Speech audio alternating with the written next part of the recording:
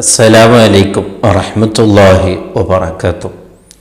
മുഅ്മിനീങ്ങൾ, ഖലീലുല്ലാഹി ഇബ്രാഹിം നബി അലൈഹിസ്സലാമിനിക്ക് ധാരാളം സ്വത്തുക്കളുണ്ടായിരുന്നു. മേയ്ക്കാനുള്ള ആടുകളൊക്കെ ബഹുമാനപ്പെട്ടവർക്ക് ഉണ്ടായിരുന്നു. അപ്പോൾ മലായിക്കീങ്ങൾ അവരുടെ ഒരു ചർച്ച വന്നു. ഇത്രയ്ക്ക് മുതലുകൾ ഉണ്ടായിട്ടും അള്ളാഹു എങ്ങനെയാണ് ഇബ്രാഹിം അലൈഹിസ്സലാമിനെ ഖലീലാക്കിയത്? മുതലുള്ളവരാണ്, മുതലിൻ്റെ പിന്നാലെയല്ലേ പോവുക, അതിനോടല്ല പ്രേമമുണ്ടാവുക. അള്ളാഹു ഒരാളെ ഖലീലാക്കുക എന്ന് പറഞ്ഞാൽ അയാൾക്ക് അള്ളാഹുവിനോട് എത്രമാത്രം സ്നേഹമുണ്ടാകും, എത്രമാത്രം ഇഷ്ടമുണ്ടാകും. അപ്പോൾ ഇബ്രാഹിം അലൈഹിസ്സലാമിനെ കാണുമ്പോഴോ വലിയ സ്വത്തുള്ള ആളാണല്ലോ എന്ന് അവരുടെ ഒരു ചർച്ച വന്നപ്പോൾ ഒരു മലക്ക് മനുഷ്യരൂപത്തിൽ ഇബ്രാഹിം നബി അലൈഹിസ്സലാമിൻ്റെ മുമ്പിൽ വന്ന് പരീക്ഷിക്കുകയാണ്. അദ്ദേഹം ഇബ്രാഹിം അലൈഹിസ്സലാം ഒരു സ്ഥലത്തിലൂടെ പോകുമ്പോൾ ഈ മനുഷ്യനെ കാണുകയും ആ മനുഷ്യൻ ധാരാളം ഇബാദത്ത് ചെയ്യുന്നത് കണ്ടപ്പോൾ ഇബ്രാഹിം അലൈഹിസ്സലാമിനിക്ക് എന്തോ ഒരു കൗതുകം തോന്നി. അതെ, എൻ്റെ റബ്ബിനിക്ക് ഇബാദത്തെടുക്കുന്ന ഒരാളെന്ന് കാണുമ്പോൾ ബഹുമാനപ്പെട്ടവർക്ക് എന്തെന്നില്ലാത്ത സന്തോഷം.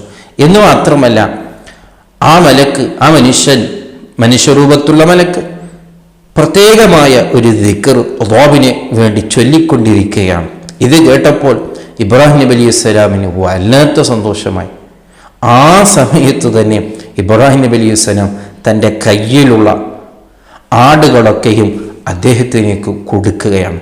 വീണ്ടും ഇബ്രാഹിം അലൈഹിസ്സലാം അദ്ദേഹത്തിനോട് ചോദിക്കുകയാണ്, നിങ്ങൾ പറഞ്ഞ ദിക്ർ ഒന്നും കൂടി പറയും. അങ്ങനെ കുറേ പ്രാവശ്യം അദ്ദേഹത്തിനെ കൊണ്ട് ആ ദിക്ർ ചൊല്ലിപ്പിക്കുകയും തൻ്റെ കയ്യിലുള്ള എല്ലാ ആടുകളെയും അദ്ദേഹത്തിനിക്ക് സ്വതക്ക ചെയ്യുകയാണ്. ഇതോടുകൂടെ മലായിക്കീങ്ങൾ അവിടുന്ന് മനസ്സിലാക്കി, അല്ലാഹു വെറുതെയല്ല ഇബ്രാഹിം നബി അലൈഹിസ്സലാമിനെ ഖലീലാക്കിയത്. ഇബ്രാഹിം അലൈഹിസ്സലാമിന് ധാരാളം സ്വത്തുക്കൾ ഉണ്ടെങ്കിൽ പോലും അതൊന്നും മനസ്സിൽ കരുതിയിട്ടില്ല. അള്ളാഹ് എന്ന് പറയുമ്പോഴേക്ക് അതൊക്കെയും ഒഴിവാക്കുകയാണ്.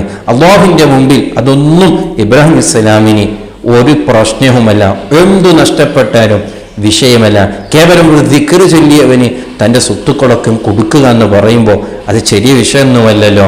അപ്പോൾ അള്ളാഹു എന്തുകൊണ്ടാണ് ഇബ്രാഹിം നബി അലൈഹിസ്സലാമിനെ ഖലീലാക്കിയത് എന്ന് ഇതിലൂടെ നമ്മളെ മനസ്സിലാക്കിയെന്ന് അവർ ഇബ്രാഹിം അലൈഹിസ്സലാമിനെ സമ്മതിക്കുകയാണ്. വളരെ ഗൗരവത്തോടു കൂടെ കാണേണ്ട, മനസ്സിലാക്കേണ്ട ഒരു വിഷയമാണ്. മഹാന്മാർ, അമ്പിയാക്കൽ, ഔലിയാക്കൽ എന്ന് പറഞ്ഞാൽ അവർക്ക് ദുനിയാവെത്രയുണ്ടെങ്കിലും അതൊന്നും അവരെ കയ്യിലുണ്ടാകും എന്നല്ലാതെ മനസ്സിൽ ഒരല്പ പോലും ആ പണമോ അതിനോടുള്ള മോഹമോ അതിനോടുള്ള കൊതിയോ അതിനോടുള്ള ആർത്തിയോ ഒന്നും അവർക്കില്ല. അതാണ് മഹാന്മാർ. ആ ജീവിതം നാം മാതൃകയാക്കണം. അല്ലാഹു സുബ്ഹാനഹു വ തആല തൗഫീഖ് നൽകുമാറാവട്ടെ. അസ്സലാമു അലൈക്കും വറഹ്മത്തുള്ളാഹി വബറകാതുഹു.